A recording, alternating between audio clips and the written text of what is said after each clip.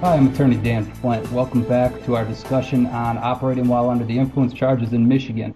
Now, if you remember last week, we left off at what you should do once the police officer orders you out of the vehicle.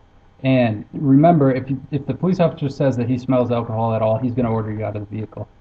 And when he does order you out of the vehicle and says that, like we talked about last week, do not admit anything. Do not admit that you've had anything to drink or anything like that if he asks you.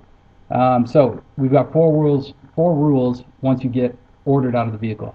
Rule number one is don't get emotional. Keep your cool. Don't cry. Don't start giving your sob story about, my dad's in the hospital, my mom's got cancer, please don't arrest me, this, that, the other thing. Showing emotion too much shows a sign that you are actually impaired. So keep your cool. Just relax. Don't say anything. Don't do anything. Just calm down.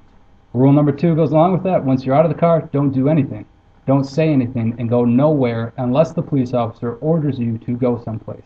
When you engage in these friendly conversations or do anything with the police officer, you are not going to help yourself get out of the situation whatsoever. The only thing you're going to do is incriminate yourself more. So go nowhere, do nothing, say nothing. That's it. Unless the police officer orders you. Obviously, you need to follow what they order you to do because remember, they are in control. You are not in control of the situation. Rule number three. If they ask you to do any field sobriety tests, politely refuse them. This is something that virtually no one knows about. They feel that, if they tell you to walk the line, you have to walk the line. If they tell you to, look at this pen and go back and forth, you have to. You do not have to do that. Refuse any field sobriety tests. Politely. Again, remember last week we talked, everything you do is being recorded. So refuse any field sobriety tests in a very polite manner.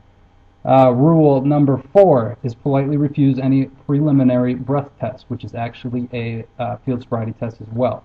What this is a handheld breathalyzer that they're going to ask you to blow into.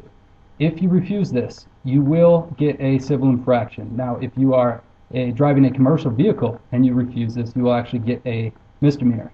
However, the civil infraction, you will have to pay, I think it's a little over $100, but it's worth it because nothing that can come from that preliminary breath test can help you out. Unless you are absolutely certain that you have not had anything that will put you over the legal limit, which is .08, which is actually going up December of 2013 to .1. But in any case, if you've had anything to drink, refuse the preliminary breath test. You will have no license suspensions whatsoever from it.